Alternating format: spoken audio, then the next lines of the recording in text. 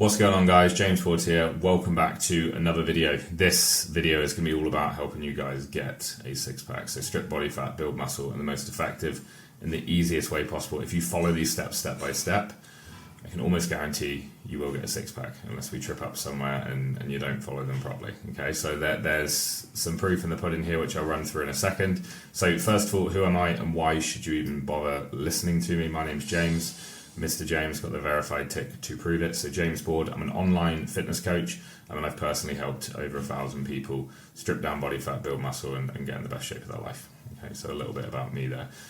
In terms of what we actually need to do to start dropping body fat, because ultimately this is a dropping body fat game, we need to create a calorie deficit. But you're probably smart enough to know that already. Okay, so we're going to be running through some more details on how to do this in the call, and you're probably thinking, I know how to create a calorie deficit, James. Well, if you knew how to create a calorie deficit, you wouldn't be here because you'd be shredded. You have that six-pack. So ultimately, we're going to run through an exact method that you can use to create a consistent calorie deficit and to drop a consistent amount of body weight on a week-by-week basis. Now, what does that look like on paper? If I pull up like an example client here that I've worked with, Paul. Now, Paul's 52 years old, and we went from 290 pounds to 206 pounds in 28 weeks, so a little over 6 months. That's what his scale weight chart looked like. Now you're probably thinking, but why can't I just gain muscle and drop body fat at the same time? I don't want to lose weight, I just want to lose body fat. Now if it was that simple, that would be amazing, but ultimately we can drop body fat like it's going out of fashion. You can see that with Paul. You know, we've dropped 84 pounds in 28 weeks, so we can drop body fat really quickly.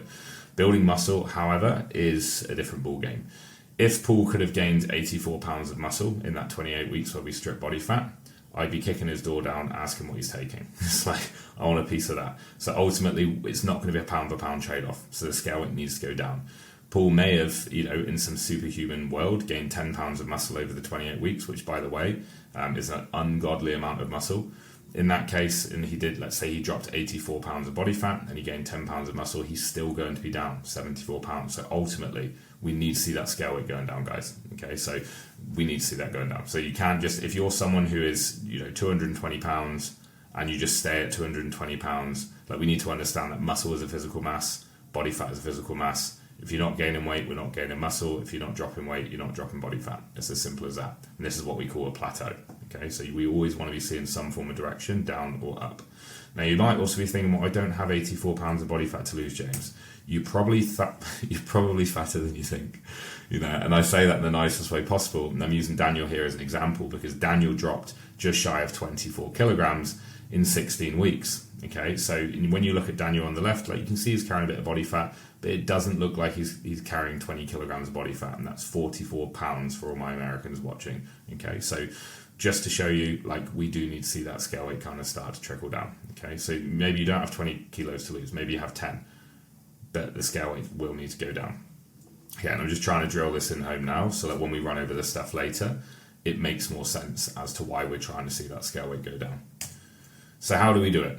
We first need to gain control. Okay, so control over your diet, control over your output, control of everything. Because the more control we have, the easier it is to make changes when things aren't working. If you're getting to the back end of a week and you're expecting weight to drop and it hasn't dropped and you haven't got control of a few factors, it's going to be very hard to make changes. We're going to be stumped. We're going to be sat there thinking, okay, well, where do I go now? What do I do? So if we have control, it makes it very easy to make changes. So first of all, we want to calculate our maintenance calories. So this is going to give you a rough estimate of the amount of calories that you burn on a day-to-day basis. And I want you to understand that these aren't 100% accurate.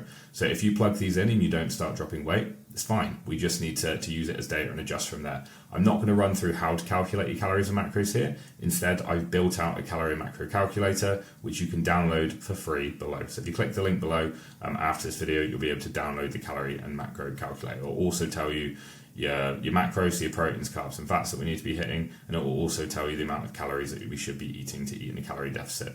I recommend setting your calories for a decent weight drop on a week-by-week basis around 500 calories lower than your maintenance. So for example, if that tells you we want to be, your maintenance is 2,700 calories per day.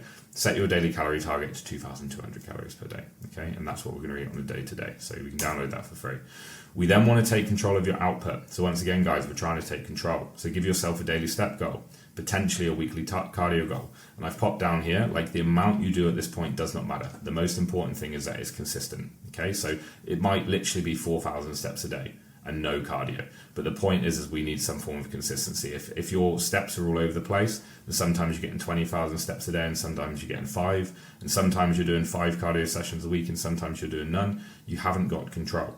And once again, this is going to become more relevant the longer we go through this video, and it should start to make more sense. Now we have control, okay? So we've got like a calorie target, we've got a step goal, we've got a cardio goal. So as an example, using that example before, let's say your maintenance calories were 2,700 calories, and it's spat out here, that's being a deficit. We want to be eating 2,200 calories, a daily macro target of 200 protein, 237 grams of carbohydrates, and 50 grams of fat, and a daily step target of 8,000 steps, a weekly cardio goal of 2 20-minute sessions per week. Like I said, these numbers aren't important. The most important thing is that it's consistent. We now have control. We have control of the input, we have control of the output. Before, if you're a normal individual and you're not tracking these things, some days maybe we're eating 2,000 calories, some days we're eating 4, some days we're getting 5,000 steps, some days we're getting 15, sometimes we do cardio, sometimes we don't, so we have absolutely no control. But looking at this, we now have control of the input, we know the energy going in, we know the energy going out, and this is going to allow us to adjust on a week-by-week basis. So hopefully this makes sense so far. So to track your targets, so going back to obviously that target of your 2,200 calories, 200 protein, rah. I use the app MyFitnessPal. That's a personal preference of mine. There's plenty of apps out there, and it's super simple to use. The first week will feel a little bit tedious, but it'll start to remember all the foods that you like to eat, and it makes things super easy. I use an Apple Watch to track my daily step target. Once again, you do not need to go out and purchase an Apple Watch. Just use your phone. If you've not got an Apple Watch, maybe you want to go grab one, or like a step tracker or whatever, brilliant. If not, you can just go onto, iPhone have the health app, and you can just go in there and it will tell you your daily steps. So you just make sure that you're hitting that daily minimum. We now have consistency. We know how to track. We've got our targets, and we're going to follow them every single day. So now we want to track our weekly progress. So you can see here the start of my cutting phase here, my last one, I think I was sitting around 109 kilograms there, and then we stripped down to about 95 kilograms, so about 14 kilograms stripped off of body fat. We need to be tracking this progression. So the way that we want to track is weekly progress pictures. We call it a weekly check-in. So every single week, take a progress photo, whether it's in a mirror or you get your partner to take a photo, whatever it may be. Track your scale weight, write in a little notepad that you keep in the bathroom or just on the notes on your phone. And we want to be seeing some changes. Okay, if we're not seeing changes, this is where we make adjustments. So what are you looking for? Realistically speaking, like I said, we want to see that scale weight drop. So about 0.5 to 1% of your body weight per week is a nice sort of amount to aim for. So if you're 100 kilograms, or 220 pounds, that is, we want to be seeing about half a kilo to a kilo per week. Or in pounds, that's going to be about 1.1 pounds to 2.2 pounds per week if you're at, say, 220 pounds. But, and a big but, we want to be real with ourselves. Okay, so when we're getting to the end of the week and we're tracking these metrics, we're thinking, have I dropped the 1% of my body weight, the 0.5 to 1%? We need to ask, okay, well, have I actually followed the plan? So if you followed the plan Monday to Friday, and then on a Saturday and Sunday, you've gone on a bender with the boys, and you've got a kebab at the end of the night, and a McDonald's breakfast the next day, and your calories have actually been way off, and you've missed cardio sessions, whatever it may be, and you've not dropped your weight, it doesn't mean the plan's broken, it means you're not following the plan. This is why consistency is key, okay? So we want to make sure that we're consistent. And it's not to say you can't have McDonald's. Go to McDonald's, just track it. It's super simple. I have pizza for dinner every single night. I just track it. Now what? Okay, so what do we do once we've done our check-in? So each week when we do that check-in, have you achieved your desired weight drop? If yes, we just repeat the week again. We don't need to make changes. So let's say we started at 100 kilograms. We're now 99 kilograms after a week. The plan's working. We don't need to change it. If it's not broke, don't fix it. Okay, so we just repeat the week again. We're going to follow the same calories, same macros, same steps, same cardio. Super easy. What if we've not achieved your desired weight drop? The plan then needs to be adjusted, okay? In terms of adjustments, we have 3 options. We can either reduce your calorie intake. So in that previous example, maybe we pull down to 2,000 calories from 2,200. We can increase your daily step target. So maybe we put your step target up by 1,000 or 2,000 steps per day. Or we can increase your weekly cardio goal. And now hopefully you're starting to see the importance of being consistent, because now we have these 3 levers that we can pull. Okay, we're not seeing the result we want to see. we can make changes. We can reduce food, we can increase steps, we can increase cardio. All we're trying to do is create a deeper deficit. Okay, so by either increasing the amount of calories burned or reducing the amount of calories eaten, and it's this simple. Or we could do a combination of any of the above, which might look like a small reduction in food, small increase in steps, and a small increase in cardio. Okay, so we could do a combo of the few. We're going to repeat this process. So every single week, we're now going to do that check-in, and we're either going to keep things the same or we're going to adjust, and we're going to do that accordingly. And it's super, super important that we follow this process. Okay. What about training? Now, training-wise, I'm a big advocate of being consistent and taking control. So just like everything else, if we can be controlled, it makes it very easy to make changes. So for that reason, I advise following a structured training program that you follow on a week-by-week basis, and don't chop and change it. If you chop and change, it's going to be very hard to understand if things are working or not. With your training, ultimately, what built the muscle will keep the muscle. So if we can maintain the strength through the fat loss phase, that's a massive, massive win. We're not trying to lose weight, we're trying to lose body fat. So we want to make sure that if we are dropping a kilo per week, it's coming predominantly from body fat. So track your lifts and make sure that you're aiming to progress on a week-by-week basis, or at least hold your strength. Now, I'm not going to run through how to build a workout program out. I've dropped a free workout program that you can download below. Okay, so if you hit the link below, you'll be able to download a free training program.